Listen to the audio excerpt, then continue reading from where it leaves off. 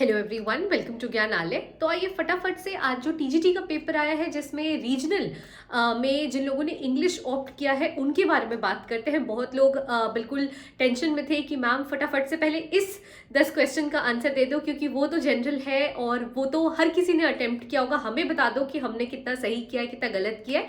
आइए फटाफट से जो किया पहले इसकी बात कर लेते हैं हम। यहाँ पे क्वेश्चन नंबर 121 से शुरू है ना।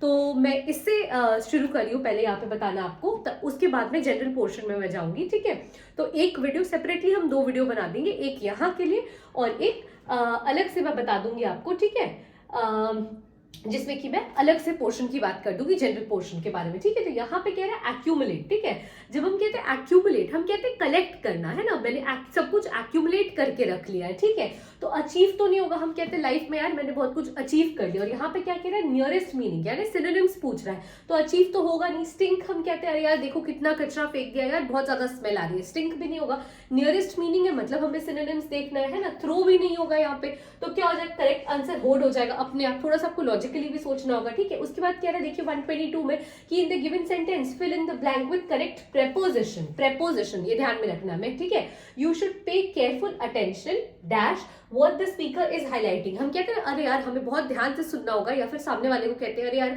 तुम्हें बहुत ध्यान से सुनना चाहिए कि क्या जो स्पीकर है वो हाईलाइट कर रहा है। ठीक है, तो यहाँ पे आप खुद ही से देखो प्रेपोजिशन की जब बात हो रही है, you should pay careful attention to, है ना।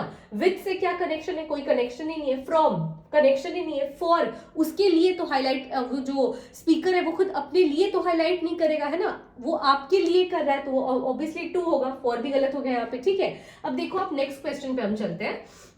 यहाँ पे कह रहा है 123 में, ठीक है, कि आइडेंटिफाई द क्लॉज, ठीक है, of the underline part in the given sentence. ये काफी इजी है। ठीक है, वी मस्ट नेवर फॉरगेट, क्या नहीं भूलना चाहिए हमें, that honesty is the best policy. तो इसमें रिगार्डलेस टू से कि भैया ये तो नाउन क्लॉज हो जाएगा, इसमें कुछ हमें बताना ही नहीं है यहाँ पे। ठीक है, अब आइए आगे बढ़ते। यहाँ पे कह रहा है कि इन द गिवन सेंटेंस 124 यहाँ पे नंबर है, जो भी आपके सेट का नंबर होगा आप देख लेना। इन the given sentence identify the part which contains an error. अब देखो यहाँ पे बहुत लोगों ने क्या मिस्टेक कर दी है। जॉन एकदम सही है, अ ब्रिटिशर एकदम सही है। कॉमर्स पे ध्यान, पहले सेंटेंस भी तो पूरा पढ़ लो। John comma a Britisher, okay, comma was married with an Indian woman. Woman मतलब एक, आप वुमन आप इस पे चले गए हो, बहुत लोग इस पे चले गए हैं ना कि MEN होना चाहिए। MEN मतलब एक से ज्यादा। जब हम एड्रेस करते हैं विमेन, ये वुमन है एक, और विमेन मतलब एक से ज्यादा। ठीक है, तो जॉन की शादी की बात कर रहे हैं ना भाई, तो जब जॉन की शादी की बात कर रहे हैं तो ऑब्वियसली यहाँ पे एन इंडियन वुमन एकदम सही है। वॉज मैरिड,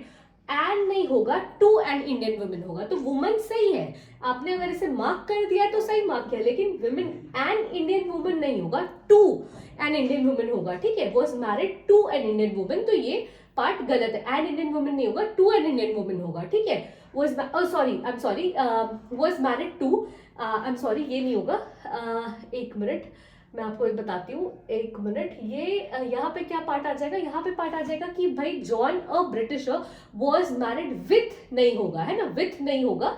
एक मिनट, ये विथ नहीं होगा। विमेन का तो कंसेप्ट सही है, अ वुमन यहाँ पे लिखा है एकदम सही है, क्योंकि अ वुमन क्या कह रहा है, एक विमेन की बात, एक वुमन की बात कर रहा है। ठीक है, और जब हम कह रहे हैं विमेन तो एक से ज्यादा की बात कर रहा है। ठीक है, और यहाँ पे John comma a britisher comma was married with गलत है, विथ की जगह क्या होना चाहिए था, टू एन इंडियन वुमन। मैंने इस पार्ट से कंफ्यूज कर दिया था उसे। ठीक है, एन इंडियन वुमन एकदम सही है। जॉन ने एक इंडियन लड़की से शादी की। ठीक है, तो वुमन सही है। यहाँ पे बहुत लोग कंफ्यूज क्यों कर रहे हैं, क्योंकि उन लोगों ने विमेन पे ध्यान दे दिया। विमेन नहीं होगा यहाँ पे, विमेन इसलिए नहीं होगा क्योंकि एक से ज्यादा विमेन को जब हम एड्रेस करेंगे तब वहां पे विमेन ही होगा। जब वुमन है मतलब एक है, तो एकदम सही है। तो इस पार्ट में गड़बड़ी नहीं है। गड़बड़ी कहाँ है, वॉज मैरिड टू, ये विथ नहीं होके टू होगा, तो गड़बड़ी इस पार्ट में, सी वाले पार्ट में गड़बड़ी है। ठीक है, और सी दिया हुआ है 2 का सी, ये रॉन्ग आंसर आपको बता देना है। ठीक है, 125 में आ जाओ। 125 क्या कह रहा है, fill in the blank with the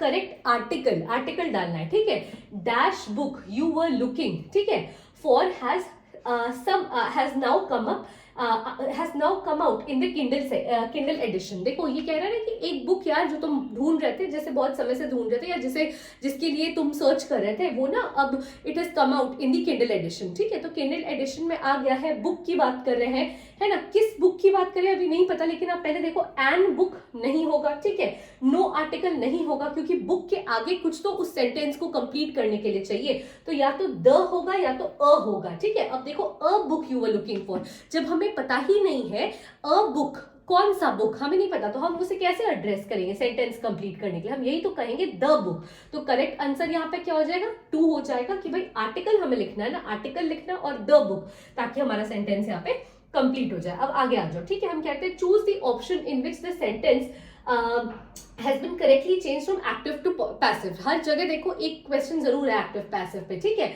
why didn't he return your book, ठीक है, why wasn't your book returned by him, सबसे इजी है। ठीक है, इसमें तो कोई कंफ्यूजन नहीं होना चाहिए, इसमें सारा कवर हो गया। व्हाई वॉजंट, क्योंकि पास्ट की हम बात करें, डिडंट से वॉजंट हो गया, एकदम सही है। उसके यहाँ आपके बुक की बात हो रही है या मेरे बुक की बात हो रही है, कि भाई मेरे बुक को, या सामने वाला मुझसे पूछ रहा है कि भाई तुम्हारे बुक को लास्ट ईयर उसने क्यों नहीं रिटर्न किया, व्हाई डिडंट योर बुक, है ना, why didn't he return your book, मतलब पास्ट की बात हो रही है, तो why wasn't your book returned by him, comma यहाँ पे इन लोगों ने क्वेश्चन मार्क डाल दिया, एकदम सही है। ठीक है, अब देखो यहाँ पे भाई यहाँ पे कह रहा है कि in the given sentence choose the option which correctly identifies the part of speech. हमें पार्ट ऑफ स्पीच की बात करनी है। ठीक है, he should either work hard और लीव द जॉब। अब बात करना है हमें ईदर के बारे में। ठीक है, तो ईदर क्या कह रहा है यहाँ पे ना, ये मॉडिफाइंग वर्ब का काम कर रहा है। क्यों मॉडिफाइंग वर्ब का काम कर रहा है, इसलिए क्योंकि ये वर्क हार्ड और लीव द जॉब के बीच में एक आप कह सकते हो ऑप्शन शो कर रहा है, या एक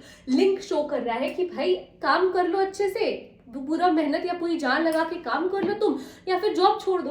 तो ये क्या कर रही है, it is modifying the verb either, तो ये क्या हो जाएगा, इट इज एन एडवर्ब। ठीक है, अब 128 की बात करते हैं। 128 में क्या कह रहा है कि choose the meaning of the underline idiom. ठीक है, अब मतलब हमें गोइंग प्लेसेस, बाकी सेंटेंस पूरा पढ़ लो लेकिन गोइंग प्लेसेस पे हाईलाइट करो या उस पर अपना दिमाग फोकस करो। If you work hard in life you are sure to be going places. To be going places, अब दिमाग लगाओ, बिजी ट्रैवलर तो नहीं होगा, वर्क हार्ड कर लोगे तो बिजी ट्रैवलर बन जाओगे, जरूरी नहीं है भाई। क्यों, मैंने टूरिस्ट एज अ प्रोफेशन थोड़ी ना चुन लिया है ना।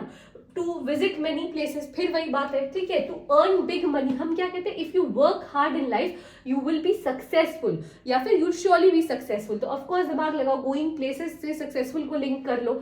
अब आप 129 पे आ जाओ, ये लास्ट 2 क्वेश्चन है। यहाँ कह रहा है rearrange the parts in the correct order to make a meaningful sentence. फिर वही देखो सेंटेंस को ब्रेक करके इन लोगों ने डाल दिया। कह रहे हैं a quick recovery the Indian economy after the Covid nightmare made. अब मतलब कोविड नाइटमेयर के बाद की बात हो रही है। ठीक है, तो आफ्टर द कोविड नाइटमेयर, ठीक है, इंडियन इकोनॉमी, ठीक है, the Indian economy after the Covid nightmare, after the Covid nightmare the Indian economy made a quick recovery. ठीक है, तो BCDA है ना, देखो BCDA हमारे पास है कि भाई after the Covid nightmare the Indian economy made a quick recovery. ठीक है, एकदम सही है, तो ये BCDA है, एकदम सही है। ठीक है, अब देखो लास्ट वाले ये कह रहा है यार ऑपोजिट मीनिंग बताओ। ऑपोजिट मीनिंग मतलब हमें बताना है कि इसका एंटोनिम क्या है। हैम्पर क्या होता है, हैम्पर होता है यार ऑब्स्ट्रक्ट करो, डिस्ट्रॉय करो, है ना, डैमेज करो, हैम्पर का मतलब हो जाएगा। तो वेलकम तो कहीं से भी नहीं होगा भाई, लॉजिकल ही नहीं है, खुद ही बता दो मुझे,